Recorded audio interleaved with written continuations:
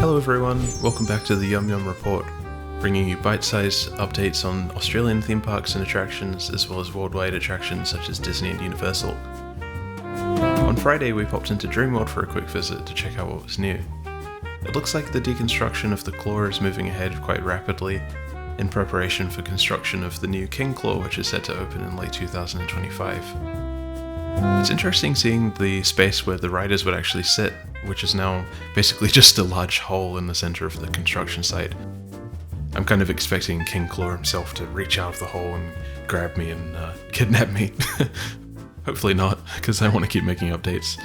One of the last pieces of theming in the actual construction site is the sign for the original claw, which I think they'll probably reuse for the King Claw sign, because as you can see it's very similar in design. I didn't mean for that to rhyme. Uh-oh, I can't stop. In the car park we can see pieces of the original claw ride sitting in a gated off area.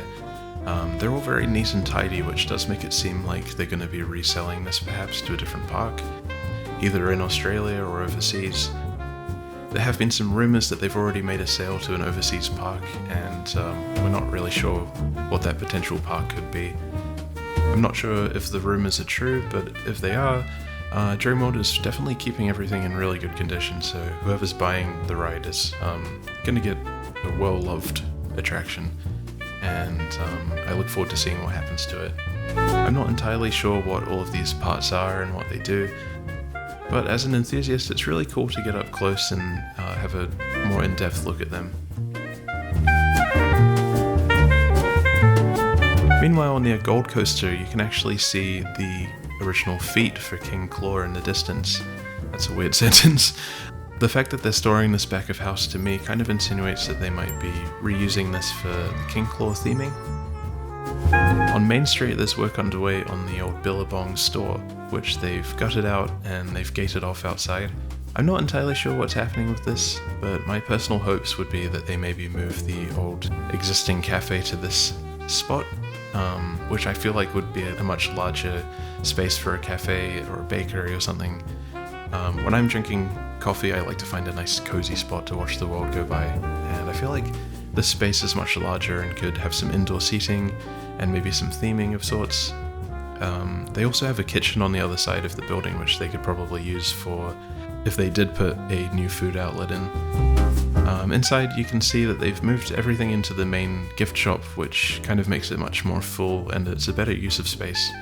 I did ask you guys what you thought, and some of you left some interesting comments, such as Oz Thrills, who says B&M launched Giga Coaster, which something tells me there's not enough space for that. Claire Bear 806 said King Claw merchandise shop. This is a good idea. I feel like it's right across from the new King Claw site, so that could be interesting. Also, a special shout out to Claire, who hosts the Dreamworld and Movie World fan clubs on Facebook, which you should definitely check out. Jordan Not a Whale said maybe they're making a permanent spot for the show bag shop instead of using the truck or an Ocean Parade gift shop. Those are interesting ideas as well, which could definitely work. Thanks to everyone for leaving your comments, and make sure to follow me on Instagram, where I post lots of other theme park content as well. It looks like Shockwave was closed for maintenance as well as Tailspin. I'm not sure what they're doing on these, probably just some regular maintenance work. Moving along through Tiger Island, we had an up-close experience with the tiger who was very interested in the water bottle, and we moved along past the old Cub Kindy area, where it looks like they've added a new sign maybe to the entrance of Rivertown, which I think is a nice touch. I've always really liked this area of the park, which is very peaceful and kind of adds like a nice transition between the areas. Of course, back in the day it used to be the entrance to the old Wiggles land, which was quite dystopian and spooky, but now it's much more like starting your adventure in Rivertown. There are some updates on Jungle Rush as well, but first we had some lunch at Jane's Rivertown restaurant. I also noticed on the sign that it's actually called Jungle Jane's Restaurant, which I think is from the original concept, and I guess somewhere along the way they had to change that. Inside, the restaurant was actually really busy, which was strange because the rest of the park felt so quiet, which is really good to see because it means that a lot of people are actually being drawn to the Rivertown area and spending their time there. which does make sense given it's such a high quality area. I don't blame people for spending their time here, and when I come to Dreamworld I generally spend most of the time in Rivertown as well. It's always great seeing the animatronics and theming, and we had a nice meal. We shared some pizza, garlic bread, and some chips. The portions here are all really big, so you can definitely share it with other people. I also got a refillable drink cup and had far too much caffeine. It looks like there's actually some new theming that they may have added, such as this chimp on a parachute, and these lamps, which I'm a big fan of. It's hard to tell how much of this is actually new because the space is so full, and I don't know when they've added some of these things or if they are new at all. I also noticed this new artwork depicting the paddle steamer, which makes me wonder if they have something planned. There's a lot of artwork around Jane's Rivertown restaurant showing some of the old attractions, including the paddle steamer, and I was wondering if the fact that they've included this kind of leads to the idea that they might be bringing it back, or at least bringing back some kind of attraction similar to that. I definitely hope so. I also noticed in the hallway towards the bathrooms that they had this old looking artwork that kind of seems like it might be original concept art. I can definitely see an attraction like this fitting in so well in the Rivertown area, and I have heard that you can actually still see the guide rail for the old paddle steamer, which means that they could maybe put something in the river again if the guide rail still works well enough.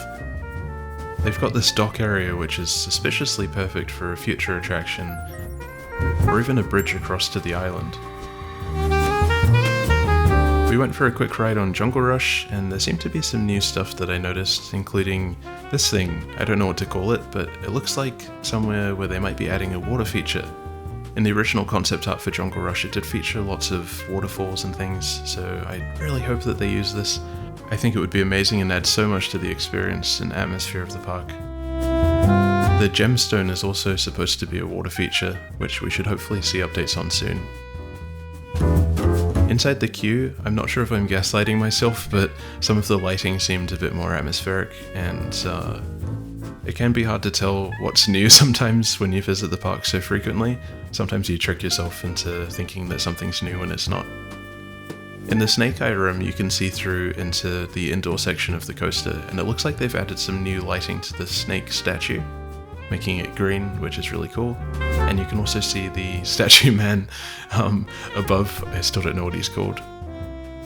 We could also hear some water sounds coming from inside here as well, like the sound of a waterfall. So I wonder what that could be. It may just be the water feature on the statue man in the inclined turntable chamber, or it might also be like a brand new water feature which we haven't seen yet that they're testing. So I'm very excited to see what happens with that. On the ride experience itself, they seem to add some new lighting to some of the scorpions on the walls, which is a small touch, but anything new is welcomed, and I'm always impressed that Dreamworld is continuing to add new stuff. Walking along the riverside area, it is such a nice area, and I think it would really be improved if they added some shading and seating and things. It does get really hot here on the Gold Coast, very humid, so any shade would be a welcome addition. Walking along the area, I was also thinking about potential future additions that they could add to the space. It's already really nice, but I feel like they could definitely add some more stuff to make it more lively, even moving some of these games from the Ocean Parade area and maybe re-theming them to a more Rivertown type vibe. Still no updates on the train tracks, but hopefully we get to see some news soon.